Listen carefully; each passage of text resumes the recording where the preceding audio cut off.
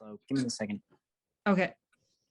We're going to keep it brief. I'm just going to tell you basically where I'm going with my commencement speech and how you're going to fit into that. What are your thoughts on John Denver? Gonna be honest, I don't know who he is. Okay. Noah? John Denver is the country roads guy. He is a country roads guy. Okay. What do you know about John Denver? One of you very easily is able to just like spout off. John Denver was an American country folk musician born in blah, blah, blah, blah. I chose it, and I'll explain this in the speech, but just, maybe keep this part to yourself. The reason I chose it is because after this like crazy shitstorm of a year that we've all had, we need some like gentleness and serenity. So I need somebody, could be anybody. There's 5 more of you. Country Roads is out. We're not singing Country Roads. That happened already last year or 2 years ago or something. So we're not singing Country Roads, but we're singing. Hey, there are my kids. All right. And thank you, Albert. So I'm not going to belabor, everything that was already said was wonderful. I'm Allison Gruber. I've been an English teacher at Flagstaff Arts and Leadership Academy for, 6 years. It's felt like a wonderful lifetime, and I hope for you it's felt that way too. So I'm going to use my speech as notes, not as a speech, because as Mr. Levin said, this is going to go badly if I try to read off my phone with my eyesight. So, Mr. Levin, speaking of Mr. Levin, he wanted me to start off with a Bob Frost quote. He did. And I said, no, Mr. Levin, we're not going to do Bob Frost tonight.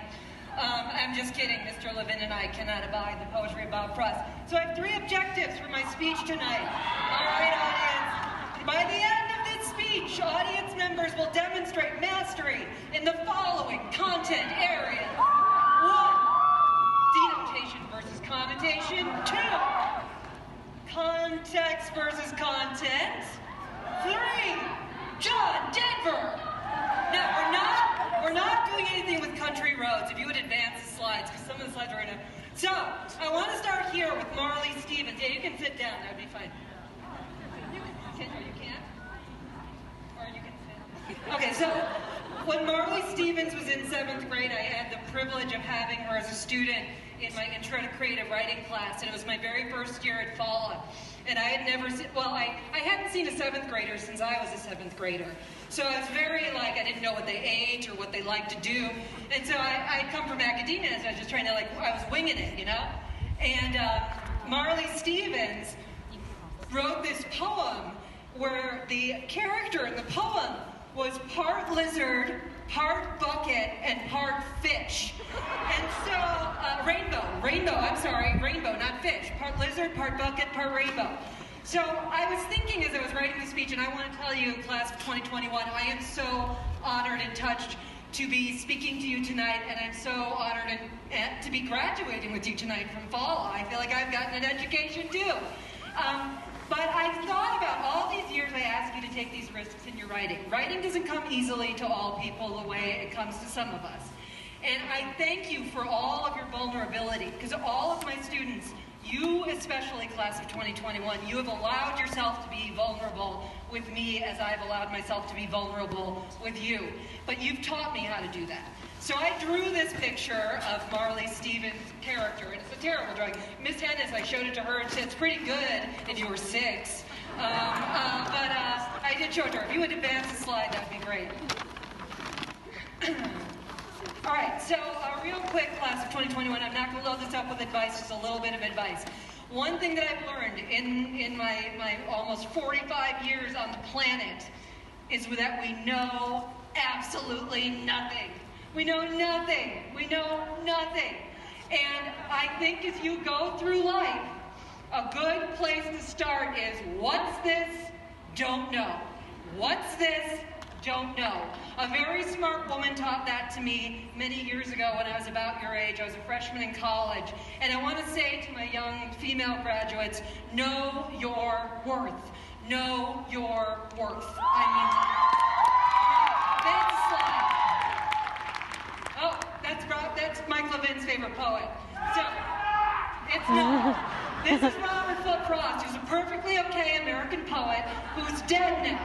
You could live a rich and fulfilling life and never read any Robert Frost.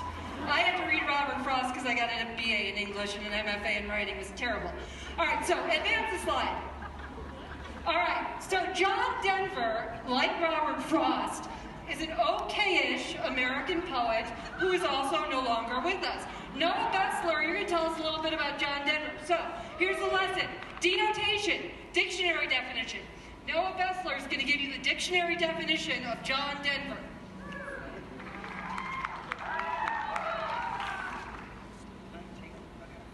We're going to do this.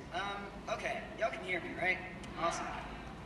Okay, so I am a FOLA student here, and being a great FOLA student that I am, I didn't do the correct assignment. I don't know what dictionary definition of John Denver is, but I just jotted down some notes on John Denver's life, so I'm going to read down some quick notes, try to make this quick.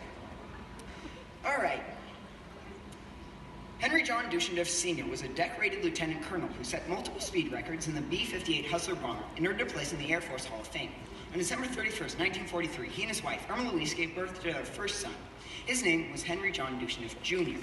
He grew up in a military family, so he was constantly on the move, never spending enough time in one place to make it feel like home. Eventually, he settled down in Lubbock, Texas, to attend Texas Tech University. This is where he started really using his skills on guitar. By his second year of college, he was extremely good, talented enough to play difficult chords like D-flat, A-sharp, and the ever-elusive F. During his time in college, he studied architecture. However, his studies took a backseat to his loyalty to the Delta Tau Delta fraternity and the folk music group that he joined called the Alpine Trio. The trio must not be very good because I can't find their music anywhere. However, it must have been good enough that in 1963, Henry John Duchendorf Jr. dropped out of college, moved to LA, and adopted the stage name John Denver. In LA, he joined another trio named Denver, Boise, and Johnson, made up of John Denver, David Boise, and Michael Johnson.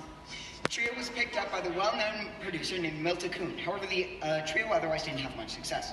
After the trio split apart, John Denver started his solo career. At first, he didn't have much success. However, one of his songs was brought and sold by Milton Kuhn to a more famous band called Peter, Paul, and Mary. The song was called Jet Plane, and it became a smash hit and reached #1 on the Billboard Top 100. However, John Denver didn't reach a lot of credit for his song. Noah always is an overachiever, so I knew when I asked Noah to research John Denver, he was my guy. I know you do. So Noah made me a whole document about how to play Mario Kart once and beat Mr. Levin. I haven't done that yet. But so that was a dictionary definition, just biographical information about John Denver. Now, the connotation, who can tell me, who can tell the audience here what connotation is? Annie Barron, come on up here, tell us what connotation is. Emotional association with a word. So your emotional association with John Denver might be very different than mine or Mr. Levin's or Sasha's or Julian, wherever you are, or Bella, who's sitting right here. But that's okay. We can disagree about art. Art is one of the few things left that we can healthily disagree about and still be friends, right? So, forward slide. We're going to sing together tonight. Yeah, I just wanted to mention that these are not the opinions of my employer or of flight staff Archie. This is me. I gotta get paid. Forward slide. All right. John Denver, to me, I was born in 1976, so you do the math. He was basically a Muppet, like a human Muppet. And so I would see him in the 80s on TV, and I'm like, oh, John Denver, he's like the most comforting human being on the planet. And I think you deserve, class of 2021, a nice cup of tea after this, I'm just going to say it, shitstorm of a year that we have lived through. And if you can't curse in a speech in this year, when can you curse? So, we're going to sing together tonight. If you would advance the slide.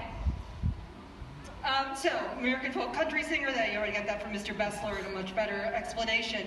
And now I'm going to have some people come up with me, and I've never done a sing-along, because I don't like to sing, I'm not a very good singer, but I ask my students to take risks all the time. Say, write me a poem.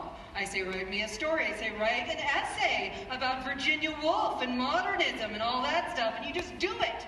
So why can't I lead a sing-along that's going to be very warm and fuzzy and cozy? So I don't know if you know this song. This is John Denver's song, Sweet Surrender. If you would forward the slide, please. You could just keep clicking. This is connotation. We got through that. So he's simple, he's sort of cozy. Just keep clicking, keep clicking. Yeah, good. Safe, very safe. Keep going. We're not doing country roads. I do love memes, and then thank you, class of 2021, for the quality memes you've been giving me since day one at follow. Thank you. So, forward slide. So, connotation. There's a word in this song by John Denver, and the word is care. And we often have really positive associations with care. Like, we should care, you care, I care, we all care. But sometimes care is just another form of worry, and worry is another form of fear. So here's my big advice to you, class of 2021. First of all, I love you very much, so I'm so honored, really, to be here talking to you specifically, not another graduating class, but you specifically. So, what I want to say about care is this, and worry is this. There is good fear, there's healthy fear, and then there is unhealthy fear. So, there's good fear where, like, there's something wrong with me, or something wrong with you, or something wrong with the system. And those are the fears that we have to face and address and deal with. And then there's the fears that we make up in between our ears and in our heart. You know, this is change. What's this? Don't know. What's coming? Don't know. You don't know what's coming next, but you're more or less, you can make some safe predictions. But basically, we don't know, and that's okay. That's totally okay. So John Denver, when he's singing about care in the song, I often replace it with the word fear because I think of the word care as being used as fear. If you would advance the slide, please.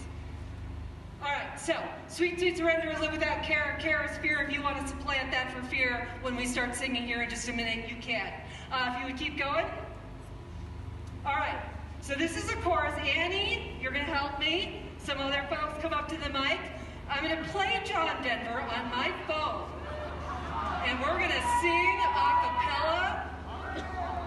And I would love the audience once you get the feel. And if you hit click on the slide, the list, there we go.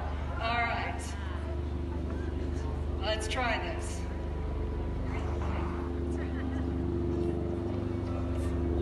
There's nothing behind me and nothing that ties me to something that might have been true yesterday. Tomorrow is open. Right now it seems to be more than enough to just be here today. And I don't know what the future is holding in store. I don't know where I'm going. I'm not sure. There's a spirit that guides me, a light that shines for me. My life is worth the living, I don't need to see the end.